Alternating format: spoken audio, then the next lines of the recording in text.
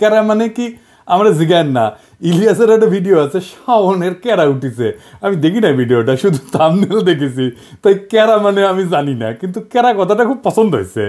বিএনপির ক্যারাটা বোঝার জন্য আপনাকে না মেডিকেল সায়েন্স কই, হ্যাঁ আবার ডরায়েন না, সেটা খুব সহজ জিনিস। শরীরে একটা রোগ প্রতিরোধ করার ক্ষমতা আছে, এটার ইংরেজিত কয় ইমিউনিটি। এই ইমিউনিটি আছে জন্যই আমরা এত দূষিত পরিবেশে দূষিত খাবার খাইয়াও নিত্যদিন রোগে ভুগি না। শরীরে ছোট ছোট যোদ্ধা কোষ আছে, শরীরে জীবাণু বা ভাইরাস ঢুকলে তারা জয় বাংলা করে দেয়। শুধু জীবাণু বা ভাইরাস না, আরেকজনের কিডনি, চোখের কর্নিয়া, আরেকজনের কলজিয়া আমার শরীরে যদি ট্রান্সপ্লান্ট করে ঢুকে দেয় না, করে তো তাই না, কিডনি নষ্ট হলে বই লাগিয়ে দেয় না আরেকজনের কিডনি উঙ্কা, তো সেটাও কলে খাইয়া দেয়। একজনের কিডনি নষ্ট হলে আরেকজনের কিডনি নিয়ে লেগে দেয় না আরেকজনের শরীরে, এটা কয় ট্রান্সপ্লান্ট আর কি। তো ওই ট্রান্সপ্লান্ট করলে না ওই যোদ্ধা কোষ খাইয়া দেয় কলে, বুঝছাও, ওই যে যেটা ট্রান্সপ্লান্ট করছে, যেটা ঢুকাইছে। সেই জন্য ট্রান্সপ্লান্ট করার পরে মেলা ওষুধ খেতে হয় ওই যোদ্ধা কোষগুলোকে থেমে রাখার জন্যে, চেপে রাখার জন্যে। তো ওই যোদ্ধা কোষের কেরা হইলে নিজের শরীরের উপরে নিজেই ঝেপে পড়ে। তার মানে শরীরের এই চামড়া মনে হয় তার নিজের চামড়া না, এটা অন্যের চামড়া, ব্যাস তাহলে শেষ, শরীরে সোরেসিস হবে। এটা ছবি দেখে দেন, দেখিছেন কি বিচ্ছিরি অবস্থা। এটা করলে কোনো সোয়াসের রোগ না, ওই যে কেরা হয়েছে, বুঝছাও, রিউমাটয়েড আর্থ্রাইটিস মানে বাতের মতো আর কি। তো এটাও কেরা, হাত হুত বেঁকে বুকে যায়, ব্যথা তো আছেই। ছবি দেখান এডিটর সাহেব। তারপরে টাইপ 1 ডায়াবেটিস, ডায়াবেটিস কলে দুই ধরনের, টাইপ 1 আর টাইপ 2। হ্যাঁ, তো টাইপ 1 মানে যেটা জন্ম থেকে হয়, তো ছোটবেলাতে হয়, এটাও কলে ওই কেরা রোগ, বুঝেছে। এটা ডাক্তারি ভাষায় কয় অটো ইমিউন ডিজিজ। আমি যদি ডাক্তারি বই লিখলামিনি তাহলে এই রোগ রে লিখলামিনি, নিজের নিজেই মারে। এত খারাপ কথা কেঁকে করে লেখা যায়, তাই কেরা রোগ লিখলামিনি, কেরা।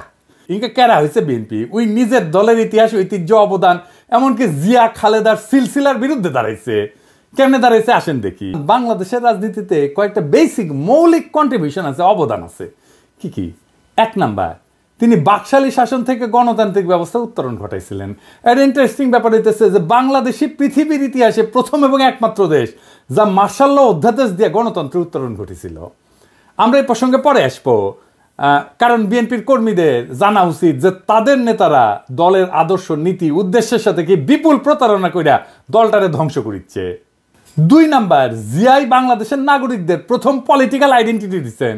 পলিটিক্যাল আইডেন্টিটি খুব গুরুত্বপূর্ণ একটা জাতির জন্য, এটা দেশের জন্য, রাজনৈতিক জনগোষ্ঠী হিসেবে গড়ে ওঠা। জনগণ কোথায় ভারতীয় জনগণের চাইতে আলাদা, আমরা কিভাবে পশ্চিমবঙ্গের বাংলাভাষী বাঙালির চাইতে আলাদা, এইটা 72-এর সংবিধানে ছিল না। এটা জিয়ার খুবই মৌলিক কন্ট্রিবিউশন। 72-এর সংবিধানে আমরা বাঙালি জাতি, বাংলাদেশের সকল নাগরিকের জাতিসত্তা বাঙালি। আমরা কি সবাই বাঙালি? মুক্তিযুদ্ধের সময় পোস্টার করে দিছিল যে বাংলার হিন্দু, বাংলার বৌদ্ধ, বাংলার খ্রিস্টান, বাংলার মুসলমান, আমরা সবাই বাঙালি না। আমরা সবাই বাঙালি না।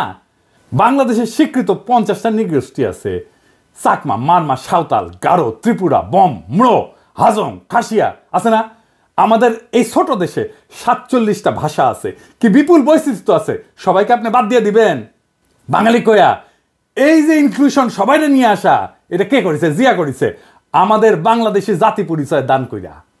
3 নাম্বার, বাংলাদেশকে পদানত রাখার ভারতীয় বয়ান মুজিববাদ, যা এই 72-এর সংবিধানের রাষ্ট্রীয় মূলনীতি 4টা: গণতন্ত্র, সমাজতন্ত্র, ধর্মনিরপেক্ষতা, বাঙালি জাতীয়তাবাদকে জয় বাংলা করে দিছিল জিয়াউর রহমান। ধর্মনিরপেক্ষতাকে প্রতিস্থাপন করেছিল পরম করুণাময় আল্লাহর উপর পূর্ণ আস্থা এবং বিশ্বাস দিয়া। সংবিধানে বিসমিল্লাহির রহমানির রহিম যুক্ত করেছিল। আমি এক এক করে দেখাচ্ছি কি কি করেছিল। সংবিধানের প্রস্তাবনার প্রারম্ভে বিসমিল্লাহির রহমানির রহিম তো সংযোজন করেছিলেন। রাষ্ট্র পরিচালনার মূলনীতি হিসেবে 8-এর ক অনুচ্ছেদে লিখেছিলেন, সর্বশক্তিমান আল্লাহর উপরে পূর্ণ আস্থা এবং বিশ্বাসী হইবে যাবতীয় কার্যাবলীর ভিত্তি। 8-এর ক অনুচ্ছেদের আর এক রাষ্ট্রীয় মূলনীতি সমাজতন্ত্রের পরিবর্তে লিখেছিলেন, অর্থনৈতিক এবং সামাজিক ন্যায় বিচার অর্থে সমাজতন্ত্র।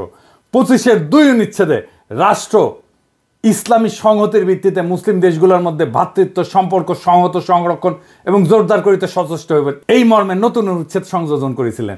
ধর্মভিত্তিক রাজনৈতিক দল গঠনের উপরে সাংবিধানিক বাধা অপসারণ করেছিলেন, একদলীয় বাকশাল ব্যবস্থা বাতিল করেছিলেন এবং সুপ্রিম কোর্টের একটা মৌলিক এখতিয়ার পুনর্বলবৎ করছিলেন। এই সুপ্রিম কোর্টের মৌলিক এখতিয়ার কি, যা জিয়া আবার বলবৎ করেছিলেন? কি সেটা? খুবই গুরুত্বপূর্ণ, আসেন এরা বুঝে দেখি। বুঝতে হইলে বাকশালের 2টা জিনিস ভালো করে বুঝতে হবে। বাংলাদেশ নামের যে রাষ্ট্র 1971-এ তৈরি হয়েছিল, সেই রাষ্ট্রটাকে কার্যত ধ্বংস করে দেয় বাকশাল। বাকশাল কিভাবে মুক্তিযুদ্ধের মধ্যে দিয়ে গঠিত রাষ্ট্রকে ধ্বংস করেছিল? 2 ভাবে। 1, বাকশাল যে আইনে হয় সেই ৪র্থ সংশোধনী আইন ১৯৭৫ সংবিধানের অনুচ্ছেদ ১১ সংশোধন করে বলা হয়েছিল ইংরেজিত ইংরেজিত যেতে কইছে তাই ঠিকই কইছে, তাই না? এটা বাংলা করলে দাঁড়ায়, সংশোধনের আগে সংবিধানের অনুচ্ছেদে ১১তে লেখা ছিল যে প্রশাসনের সর্বস্তরে জনগণের নির্বাচিত প্রতিনিধিদের মাধ্যমে জনগণের অংশগ্রহণের কথা বলা ছিল।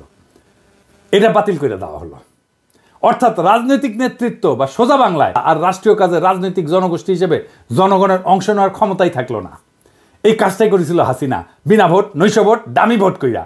এটাই ইন্ডিয়ান প্ল্যান, যে বাংলাদেশের ভূখণ্ড থাকবে, মানুষ থাকবে, কিন্তু নেতা নির্বাচনের ক্ষমতা থাকবে না, যেটা হাসিনা করেছিল।